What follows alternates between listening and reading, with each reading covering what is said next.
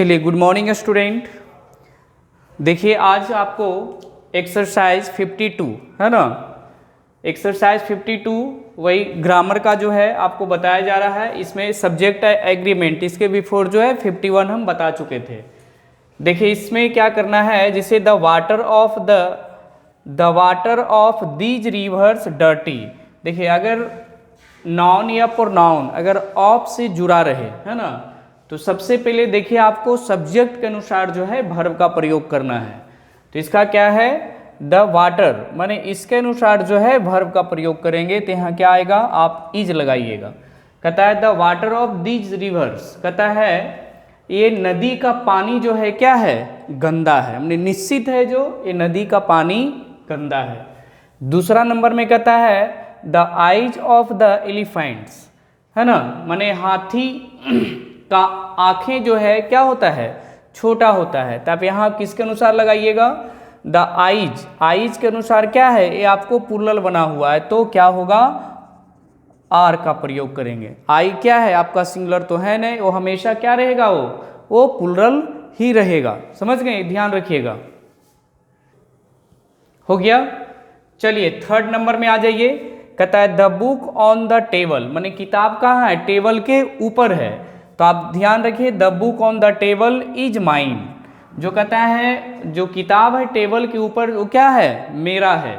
उसके बाद देखिए 3 हो गया। 4 में आ जाइए, the colour of these flowers. तो किसके अनुसार लगाइएगा, द कलर के अनुसार। तो यहाँ इज लगाइए, है ना, इज और आर दो को भरना है। इसके अनुसार 5 है, 10 किलोज ऑफ शुगर। तो बस इसके अनुसार ही लगाइए। क्या लगेगा, चलिए बताइए, इज या आर, समझ गए। चलिए भरिए जल्दी। 10 किलोज ऑफ शुगर किसके अनुसार, 10 kg, है ना, माने चीनी का वजन, चीनी कितना चाहिए, 10 kg। तब इसके अनुसार क्या होगा, इज का प्रयोग करेंगे। ध्यान रखिए, कभी भी जब ऑफ रहेगा तो हम सब्जेक्ट के अनुसार प्रयोग करेंगे। 6 में आ जाइए। देखिए 6 माइल्स अलॉन्ग डिस्टेंस इज और आर, यहाँ भी हम इज का प्रयोग करेंगे। 7 नंबर में 500 रुपीज, है ना, पेड टू मी। अब देखिए 500 रुपीज, है ना, एक क्या है, 500 रुपीज जो है, चलिए बताइए वाज या वेयर लगेगा। देखिए यहां भी वही होगा, 500 मतलब एक नोट है 500 का, है ना, तो यहां भी हम वाज का ही प्रयोग करेंगे। समझ गए। उसके बाद देखिए 5 and 5, ये चीज ध्यान रखिए, जब कोई अंक जो है एंड से जुड़ा रहे, है ना, या कोई जरूर 5 and 5 हो सकता है आपका, 3 and 3, 4 and 4, है ना, 10 and 10 रहे। तो इस स्थिति में हमेशा वर्ब क्या होता है, सिंगुलर होता है। तो यहाँ भी हम इज का ही प्रयोग करेंगे। 9 नंबर में देखिए 10 times फायर, यहाँ भी हम इज का प्रयोग करेंगे। उसके बाद देखिए 10 hours not enough for is. अब देखिए 10 घंटे है ना, तो ये चीज़ यहाँ ध्यान रखिए, यहाँ हम आर का प्रयोग करेंगे, है ना। फिर द ब्लाइंड हेल्पलेस। अब देखिए कभी भी एडजेक्टिव में जो है अगर द लग जाता है तो प्लुरल बन जाता है ना। अब देखिए द ब्लाइंड है, अब यहाँ पर द रिच हो जाए, द ब्लाइंड मतलब अंधे लोग, द रिच होगा तो द अमीर लोग, द ओल्ड होगा तो बूढ़े लोग, द वाइज होगा बुद्धिमान लोग, है ना, इस तरीका से। या चाहे द सिक होगा तो बीमार लोग। तो जब एडजेक्टिव वर्ड में अगर उसके पहले बिफोर द का प्रयोग करते हैं तो क्या होगा, वो प्लुरल बन जाता है। तो द ब्लाइंड हेल्पलेस क्या होगा, आर, मतलब अंधे लोग क्या होते हैं, लाचार होते हैं, है ना। चलिए अब नेक्स्ट में चलिए, ठीक है, 11 तक हो गया। क्या बोल, 10 hours, अच्छा सॉरी, हाँ यहाँ पर 10 hours नॉट इनफ फॉर, यहाँ पर मिसयूज हो गया, यहाँ भी आपका क्या होगा, इज ही प्रयोग होगा, है ना, ये ध्यान रखिएगा। मिसयूजिंग से आर भरा गया था, ठीक है। ये सब क्या है, घंटा है, माने समय को दर्शाता है, तो क्या भरेंगे, यहाँ पर इज का ही प्रयोग करेंगे, ठीक है। अब इसको हम मिटा रहे हैं, ठीक। चलिए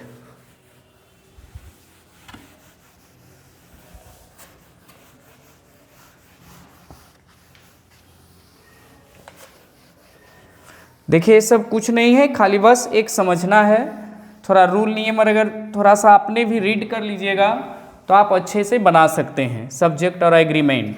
और सब्जेक्ट और एग्रीमेंट से जो है हर एग्जाम में आपका क्वेश्चन आता ही आता, देखने को ही मिलता है। चाहे आप कंपटीशन का एग्जाम दें, एसएससी हो, बैंकिंग हो, तो सबसे है 4-5 क्वेश्चन जो है देखने को ही मिलता है ना।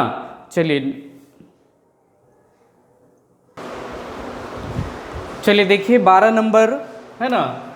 देखिए कहता है द रिच प्राउड। अब देखिए द रिच मतलब क्या होता है, अमीर लोग। तो कहता है कि अमीर लोग क्या होते हैं, मतलब घमंडी होते हैं।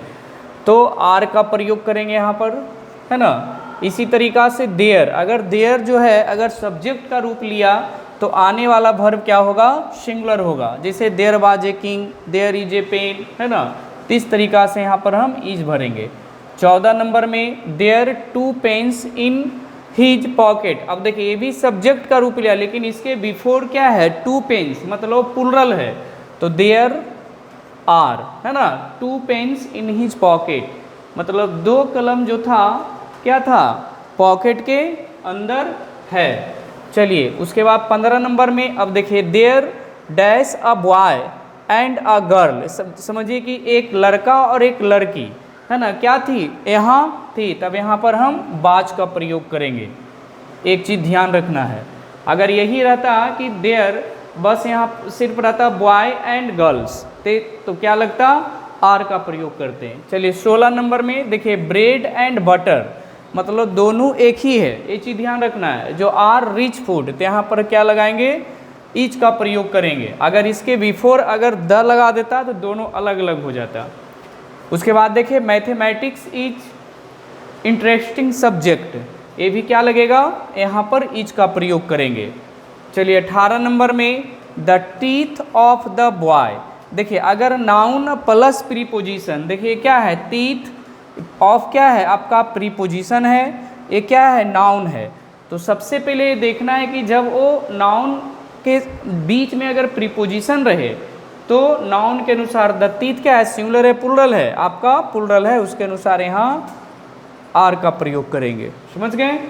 फिर देखिए 19 में कहता है सी एंड नोट आई रॉन्ग। देखिए यहाँ नॉट से जुड़ा हुआ है ना। तो ये चीज़ ध्यान रखना कि एज वेल रहे चाहे नॉट रहे तो किसके अनुसार लगाएंगे, सब्जेक्ट के अनुसार, मतलब इसके बिफोर, मतलब सी के अनुसार यहाँ लगाएंगे। क्या लगेगा, यहाँ पर इज का प्रयोग करेंगे। समझ गए। फिर 20 में the people of this village. अब कहता है गांव के लोग क्या हैं, खुश थे, तो द पीपल के अनुसार यहाँ क्या लगेगा, आर का प्रयोग करेंगे। उसके बाद 21 नंबर में देखिए ईच ऑफ द बॉयज। अब देखिए इससे मतलब नहीं है कि नाउन प्लुरल है चाहे सिंगुलर, लेकिन अगर वो सब्जेक्ट के रूप में ईच आया है, अब देखिए इसके ईच कोई नॉर या और से जुड़ा हुआ नहीं है, तो इसके अनुसार लगाएंगे, क्या लगेगा, इज का प्रयोग करेंगे। उसी के बाद जो है 22 नंबर में you as well as he as. अब देखिए एज वेल एज आया तो किसके अनुसार लेंगे, यू के अनुसार लेंगे। यहाँ पर क्या लगाएंगे, आर का प्रयोग करेंगे। एक चीज़ ध्यान रखिए, यहाँ आर होना चाहिए था, है ना, तो क्या लगाएंगे हम, यहाँ पर आर का प्रयोग करेंगे। समझ गए। तो आपका 1 से 22 तक कंप्लीट हुआ है, ठीक है। इसके बाद अभी और इसमें है, ध्यान रखिए। चलिए इसको मिटाते हैं, नेक्स्ट में हम लोग चलते हैं।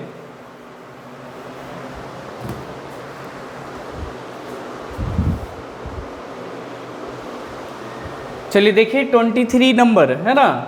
देखिए कहता आइदर ही और आई मिस्टेक्स। अभी आपको हम शुरू से बताते आ रहे हैं कि आइदर और नाइदर या नॉर या और से जुड़ा रहे तो किसके अनुसार होगा, उसके नज़दीक में जो आने वाला शब्द होगा उसके अनुसार होगा, आई के अनुसार होगा, है ना। यानी देन आफ्टर, तो आई के अनुसार क्या है भरेंगे हम, एन का प्रयोग करेंगे। फिर उसके बाद देखिए नाइदर और देम किसके अनुसार होगा, देम के अनुसार होगा।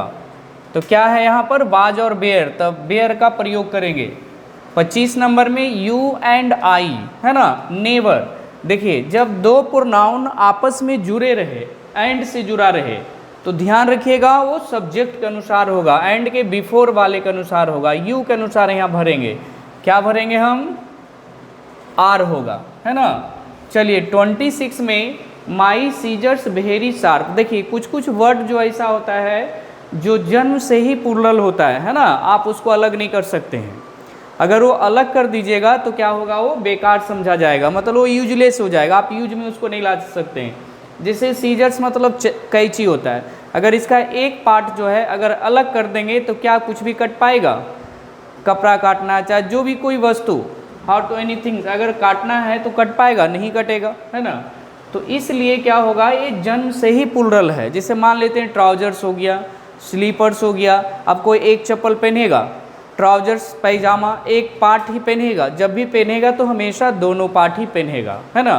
तो ये चीज़ ध्यान रखिएगा, कुछ वर्ड जो है हमेशा वो जन्म से प्लूरल है। जैसे सूजेज है, सो नहीं कर सकते हैं, स्लीपर्स है यानी स्लीपर नहीं बोल सकते हैं। तो ये चीज़ ध्यान रखिएगा, जो हमेशा जो दो पार्टों में ही आया है। तो अब यहाँ ध्यान दीजिए, माई सीजर्स वेरी शार्प, उसके अनुसार क्या लगेगा, आर का प्रयोग करेंगे, है ना। उसके बाद देखिए अ पेयर ऑफ सूजेज, ये चीज़ ध्यान रखिए, जो अगर जन्म से प्लूरल है, अगर उसको सिंगुलर बनाना चाहते हैं तो हम क्या लगाना होगा, या पेयर का प्रयोग करते हैं, है ना। तो ये चीज़, जैसे शूज है प्लूरल है, तो आप पेयर ऑफ शूज मतलब एक जोड़ा जूता, है ना। अब इसको क्या किया, ये सिंगुलर बना दिया, उसके अनुसार यहाँ क्या लगेगा, हैज का प्रयोग करेंगे। समझ गए। तो आज आपको जो है सब्जेक्ट और एग्रीमेंट, अब इसमें तो है नहीं, सब्जेक्ट और एग्रीमेंट जो है पूरा आपको हम कंप्लीट कर दिए, है ना। और हो सकता है तो एक आप वीडियो में जो है आपको हम इसका रूल नियम वगैरह हम बता देंगे कि कहाँ कैसे क्या प्रयोग होता है ना। ये चीज़ ध्यान रखिए। तो सब्जेक्ट और एग्रीमेंट 2 चैप्टर में यानी एक्सरसाइज 51, 52 में आपका कंप्लीट कर दिए, है ना, और अच्छे तरीक़ा से एक्सप्लेन किए हैं। अगर वीडियो पसंद आया तो चैनल को सब्सक्राइब करें, इस तरीक़ा से हम नेक्स्ट वीडियो भी लेकर आएंगे। और एक चीज़ ध्यान रखिए, अभी आप लोगों को हम बेसिक बता रहे हैं, है ना। फिर जब ये बेसिक ख़त्म होगा तो आपको हम बेसिक जो है जूनियर इंग्लिश ग्रामर जो है पढ़ा रहे हैं। अगर बेसिक ख़त्म होगा तो आपको रीन एंड मार्टिन वगैरह स्टार्ट करेंगे, और उसके बाद जो है जो भी कम्पिटिटिव लेवल है ग्रामर माने इंग्लिश जो है आपको हमेशा हम लेते आएंगे, है ना। और ये जब ख़त्म होगा तो कंपटीशन लेवल वगैरह हम बताएंगे। बिफोर उसके पहले हम रीन एंड मार्टिन आपको ख़त्म करेंगे, है ना। चलिए, तो आप मेरा चैनल अगर वीडियो अच्छा लगा तो सब्सक्राइब करें, अगर कहीं प्रॉब्लम है तो आप कमेंट बॉक्स में लिखकर भेज सकते हैं, ठीक है। ओके।